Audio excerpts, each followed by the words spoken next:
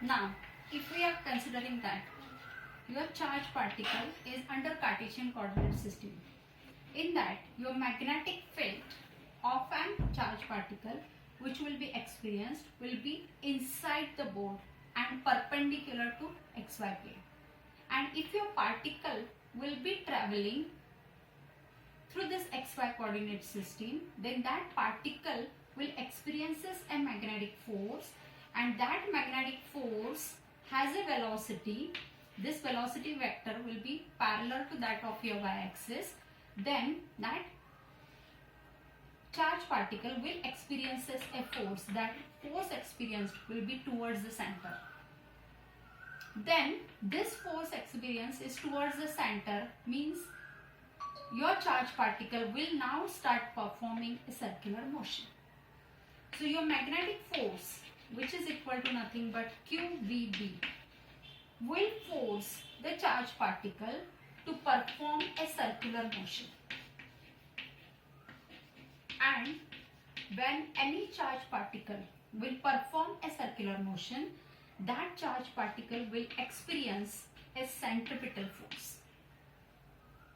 And you are knowing that your centripetal force is nothing but your interaction force, and this interaction force always wants some interaction force. So that interaction force will be given by the magnetic force. So your centripetal force is a real force. This real force wants some interaction force, and interaction force will be given by the magnetic force. So now I can write down here, this magnetic force is equal to nothing but equal to centripetal force. Your magnetic force is nothing but QVB, which is equal to nothing but mv square upon r, which is the magnitude of centripetal force, which you have studied last year. So from both sides, one of the v factor will get cancelled, and then you can get it as a mv is equal to nothing but qbr, where this mv is nothing but as your linear moment. So now this particle will perform a circular motion having certain momentum, linear momentum, which is equal to QBR. Such type of motion is to be called as a cyclone motion. And this cyclone motion will give rise to one of the device, and that device is to be called as a cyclone accelerator. Now what that cyclone accelerator is there? This cyclone accelerator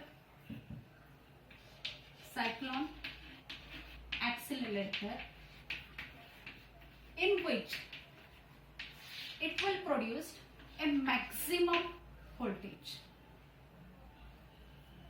Under the cyclone accelerator, we have a positive charge.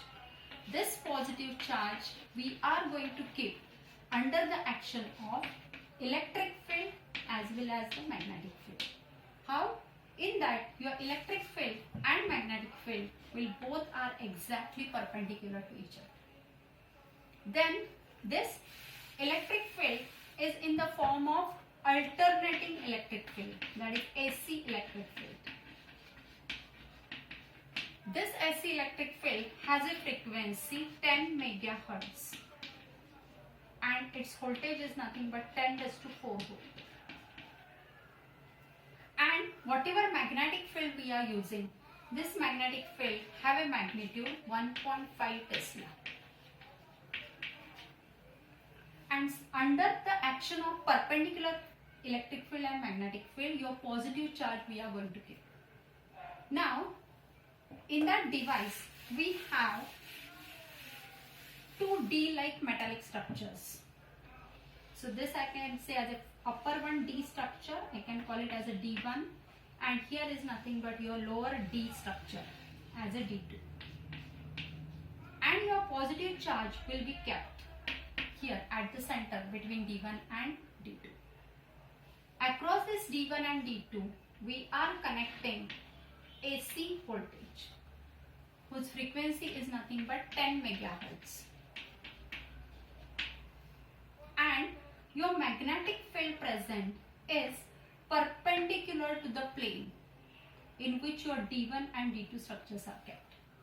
So your magnetic field, I can say that your magnetic field is perpendicular to D1 and D2, like in the direction of this pair. Now what happened? This is your positive charge. When there will be action of magnetic force, due to this magnetic force action, your positive charge particle will be first get attracted towards the negative potential of D1 and it will perform a circular motion. So this circular motion will be due to a cyclone motion. Just now we have seen that is whenever on a charged particle a magnetic force is going to be act, due to that magnetic force the charged particle will start performing a circular motion, and due to electric field this charged particle will get accelerated towards the D2 structure. So now your charged particle get entered inside the D2 and start performing, it will get accelerated, it will start performing a circular motion due to magnetic force, and like that manner your charged particle alternately will be start moving from D1 to D2, and this motion is a circular accelerated motion whose velocity as well as radius of that circular path will be continuously goes on increasing, and like that manner your particle will start moving in this manner, and finally the radius of that circular path will become maximum and that charged particle will get exit from this window and your charged particle will come outside and it will get bombarded on some target where that energy will going to be utilized. So this device is to be called as your cyclone accelerator. Now in that cyclone accelerator, what will be the formula for radius of increasing circular path? What will be the formula for velocity? And if radius and velocity will goes on increasing, means every time that charged particle have a kinetic energy which will also goes on increasing. So that formula that we have to see now. For that purpose, what we can say that already we have seen that in cyclone motion your mv is equal to qb into r. Now when your charged particle will start moving from the center, it will get entered into D1 and perform half circular path. It will perform half circular path in time interval. That time interval I can say as a t by 2. So I can say that here the time required t can be written as, which is equal to nothing but your from the definition of your velocity you can say that velocity is equal to distance upon time. And now I can say that in half circular path distance traveled is nothing but half of the circumference. For that time required is nothing but half of the period.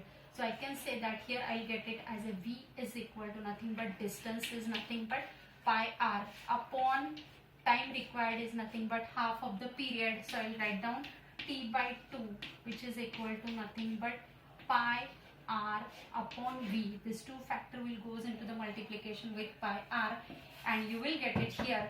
Period of cyclotron will be getting as a 2 pi r upon v. This is the period. From this period I can get the frequency. So your frequency is nothing but the reciprocal of period.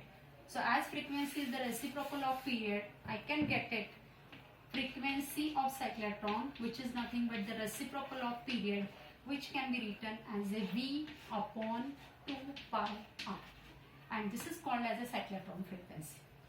When cyclotron frequency is exactly equal to AC frequency, your charged particle will perform the circular motion of maximum radius and it will get exited from the window, and then that radius I can call it as a R exist.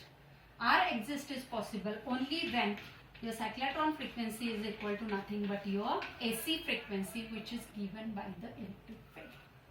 Thank you.